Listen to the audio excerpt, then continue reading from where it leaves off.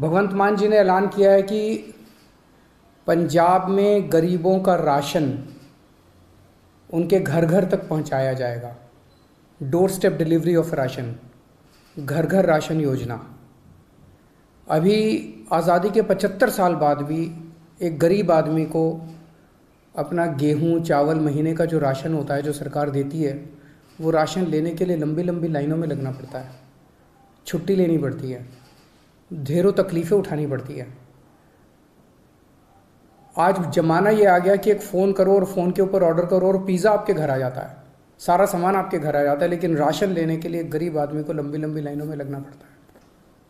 तो घर घर राशन योजना के तहत लोगों का गेहूं या आटा या दाल जो भी है, चावल, वो अच्छी सी पैकिंग करके, बोरी में पैकिंग करके आपके घर का जितना भी बनता है वो आपके घर में सरकार हर महीने आपके घर में दे के आएगी। पंजाब के गरीबों को इससे बहुत फ़ायदा होगा। तो मैं पंजाब के लोगों को बहुत बहुत बधाई देता हूँ। मैं समझता हूँ ये जल्दी लागू होगा, आज ऐलान किया गया है। दिल्ली में पिछले 4 साल से हम लोग इस योजना को, door step delivery of ration की योजना को लागू करने के लिए बहुत संघर्ष कर रहे हैं। सब कुछ हो चुका था, हमने सारा काम कर लिया था। केंद्र की भाजपा सरकार ने इसको रोक दिया, इसे करने नहीं दिया। ये सही नहीं है। लेकिन अंग्रेजी में एक कहावत है,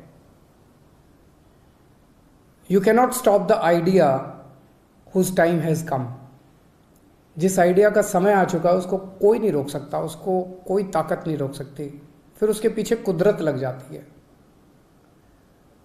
अब इसका आइडिया आ चुका है, इसका समय आ चुका है, तो ये तो लागू होगा।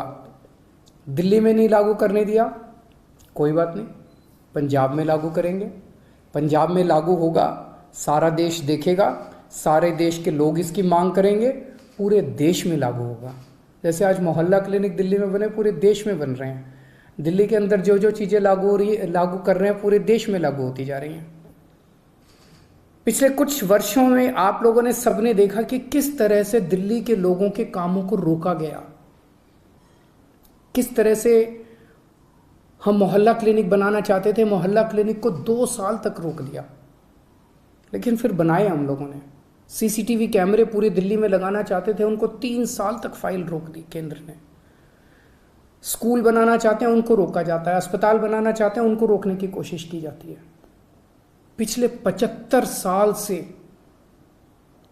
इस देश के लोगों को रोका गया, हर कदम पे रोका गया। लोग आगे बढ़ना चाहते हैं, लोग विकास करना चाहते हैं, लोग प्रगति करना चाहते हैं, उन्हें रोका जाता है। इस देश के लोग बहुत अच्छे हैं, इस देश के लोग बहुत इंटेलिजेंट है, इस देश के लोगों में बहुत टैलेंट है, इस देश के लोग तरक्की करना चाहते हैं, लेकिन उनको 75 साल से रोका जा रहा है।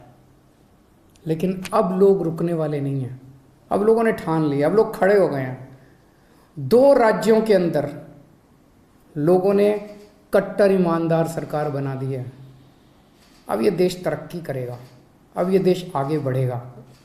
मैं उन सब लोगों को कहना चाहता हूँ, सभी ताकतों को कहना चाहता हूँ जो इस देश को रोकने की कोशिश कर रहे हैं, कि आप जो मर्जी कर लीजिए, अब ये देश रुकने वाला नहीं है।